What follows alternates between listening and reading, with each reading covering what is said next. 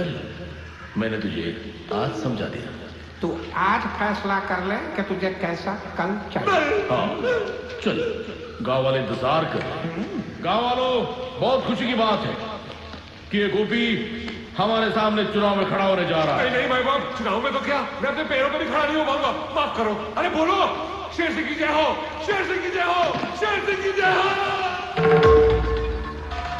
ये सब आप लोगों का प्यार नहीं तो और क्या।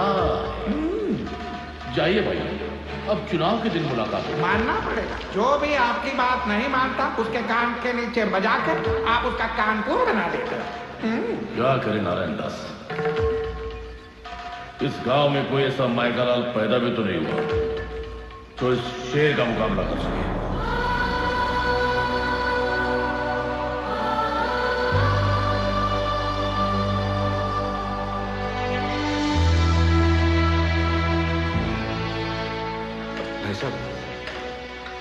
ये सावित्री देवी का घर है ना? हाँ, लेकिन अब वो यहाँ नहीं रहते बेटा।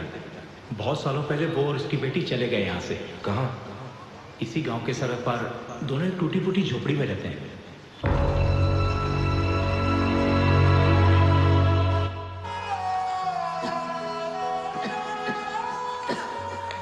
माँ, सुषमा चाची ने जो कपड़े सिलने के लिए दिए थे वो मैंने सिल लिए हैं, मैं देकर आती हूँ। अच्छा, अरे सुन तो, बेटा रात को पकाने के लिए कुछ नहीं है तो पहले किराने की दुकान पर जा, केशव जी से तुमसे चावल उधार मांग लेना, वो 4 बातें सुनाएंगे। लेकिन कोई बात नहीं माँ, मैं लेकर आती हूँ।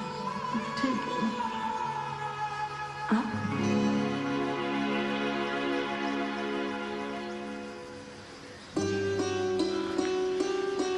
मैंने तो सुना था कि आज से एक माँ को पता चल जाता है कि उसका बेटा आ रहा है।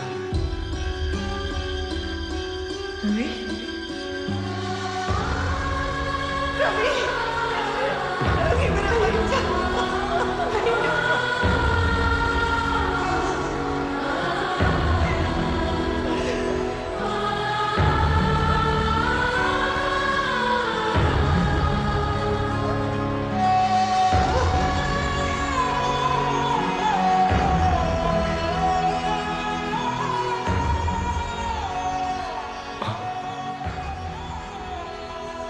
मुझे माफ करना, बचपन में बहुत बड़ी गलतफहमी हो गई। मुझे लगा कि तुम दोनों मर चुके हो, इसलिए रामनगर लौट के वापस नहीं आए। लेकिन जब मुझे पता चला कि तुम दोनों,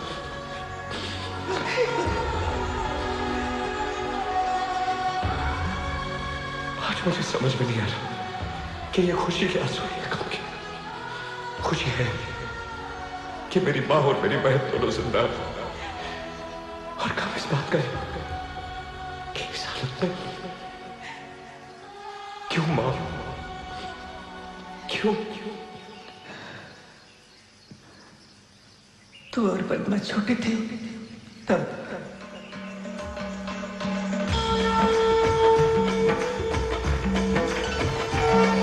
दुर्गा है मेरी माँ, अम्बे है मेरी माँ। दुर्गा है मेरी माँ, अम्बे है मेरी माँ। बोलो जय माता दी, बोलो जय माता दी। जो भी दर पे आए वो खाली ना जाए। ओ मैया शेरों वाली, भर दो झोली खाली। ओ माता शेरों वाली, भर दो झोली खाली। दुर्गा है मेरी माँ। तुम्हारे पिताजी धर्ममूर्ति गांव के माने हुए पुजारी थे। गांव वाले जितना शेर सिंह से नफरत करते थे उतना ही तुम्हारे पिताजी की इज्जत करते थे। मगर एक दिन उन्होंने शेर सिंह को किसी की हत्या करते हुए देख लिया। तुम्हारे पिताजी ने उसी वक्त फैसला कर दिया कि गांव वालों को जाकर शेर सिंह का ये सच बता देंगे। लेकिन इससे पहले कि वो गांव वालों तक पहुंचते, शेर सिंह ने मंदिर से जेवरात चुराकर हमारे घर में छुपा दिए और गांव वालों के सामने तुम्हारे पिताजी पर चोरी का इल्जाम लगा दिया।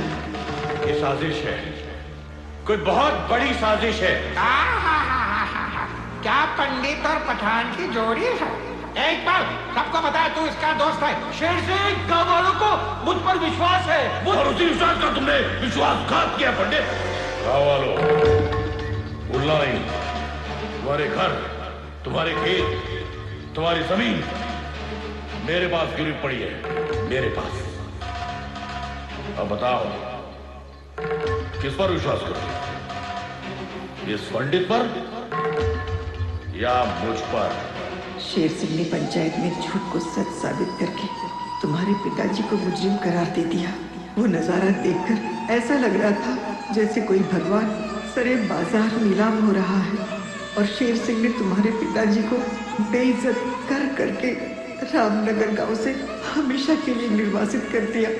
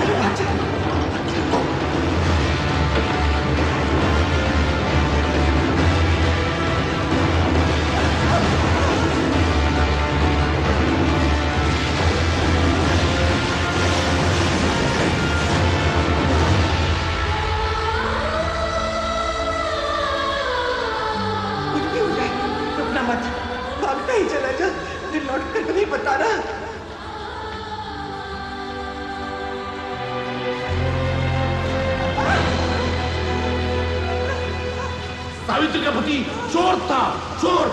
अब इसका बेटा खूनी निकला। देखो देखो कैसा कातिल है आपका, क्या उसे तुम्हारे सरपंच पे। ऐसे चोर, लुटेरे और पापी परिवार को हम गांव में कैसे रहने देंगे? इससे पहले कि गांव पे कोई अनर्थ आ जाए, निकाल के फेंक दो इन्हें बाहर, फेंक दो।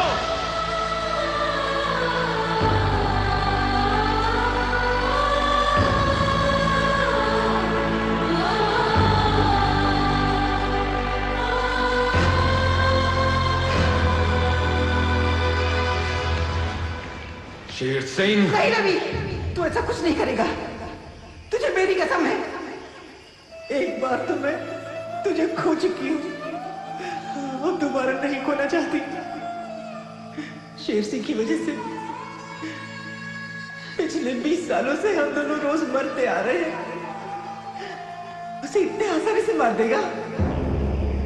आंसू की कीमत तब पता चलती है जब खुद की आंखों से बहे। उसे इतना रुला कि वो हंसना भूल जाए, उसे इतना मजबूर कर दे कि वो अपने मुंह से तेरे पिता की बेगुनाही साबित कर दे। उसकी सांसें नहीं, उसका सुकून छीन ले तू। मुझ गरीब पे दया कीजिए नारायण दास जी, मुझे थोड़ी मोहलत दीजिए। ठीक है, तेरे को 7 दिन दिया। 7 दिन के अंदर अगर सूद नहीं दिया तो लोहा लोहे को नहीं, मैं तेरे को काट डालूंगा, समझ गया? चलो। नारायण दास जी, वो जो सावित्री का घर है ना, उसके घर का ताला तोड़ के कोई अंदर रहने आ गया। शेर सिंह को बताएं।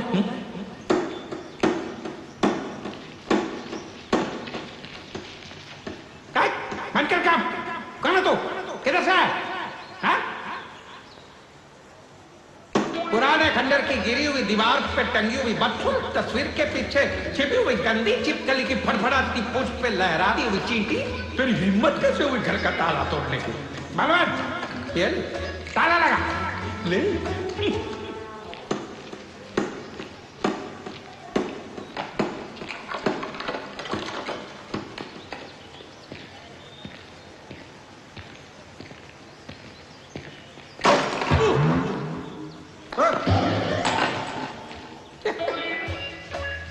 ये उसका हथौड़ा भारी नहीं है, हमारा ताला हल्का है। अगर तू ये ताला तोड़ सकता है तो मैं अगर ताला का ताला लगा सकता हूँ।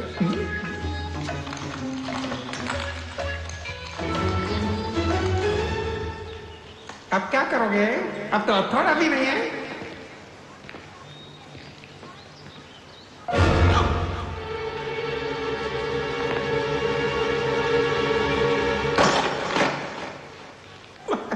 टूटा नहीं।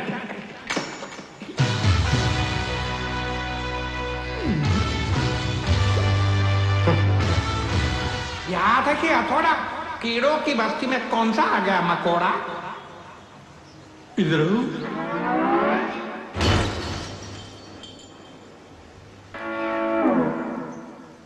ये मेरा स्टाइल है। अब मेरा स्टाइल दिखाता हूं। मेरी एक आदत है, क्या? पहले मैं हंसाता हूं,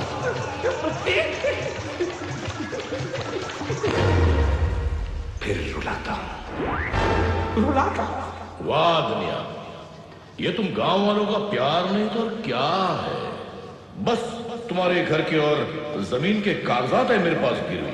और देखो ना, सिर्फ मेरे कहने पे हर एक गांव वाला मुझे 3 टाइम का खाना खिलाता है। आज क्या लाए हो? मालिक, बहुत मुश्किल से बीवी का मंगलसूत्र गिरवी रखकर मटन की बिरयानी लाया हूँ। देखो तो।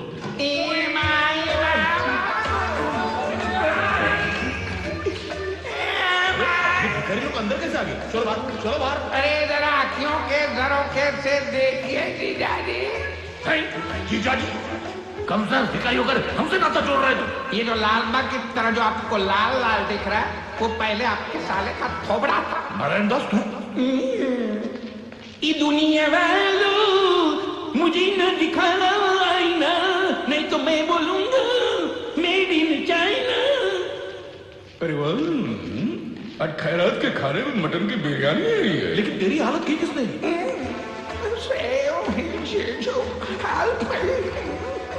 पहले तो खड़ा था गांधी की तरह, फिर मुझे झाड़ दिया आंधी की तरह। अरे तुम्हारे पहलवान सब गिर गए माचिस के कांधे की तरह। अच्छा, रामनगर में जिसकी मौत हुई हमारे सामने खड़े रहने की। देखो देखो आगे, वो आगे।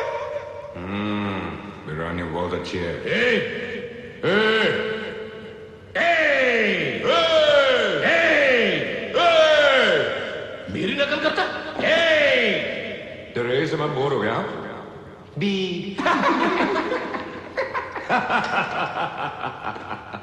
मेरी एक पुरानी आदत है, पहले मैं हंसाता हूं, फिर रुलाता। खामोश! तू कौन है? ये मैं नहीं जानता, लेकिन कुछ ही देर में तुझे पता चल जाएगा कि मैं कौन हूं। नहीं, घबराओ मत, तुम्हें यहां कुछ नहीं करूंगा। चुपचाप यहां से खड़ा होकर दूसरे कमरे में जाओगे।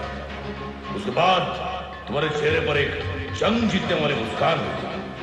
मगर फिर शुरू होगी कहानी शेर सिंह के डंडे की।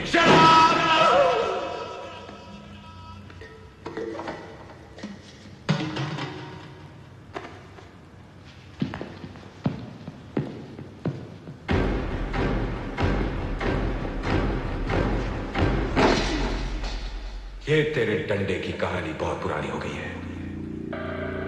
अब मैं तुझे एक नई कहानी सुनाता हूं। रात को जब तू अपनी जंग जीती हुई मुस्कान लिए बाथरूम में घुसेगा, तब शुरू होगी कहानी इस साइको की।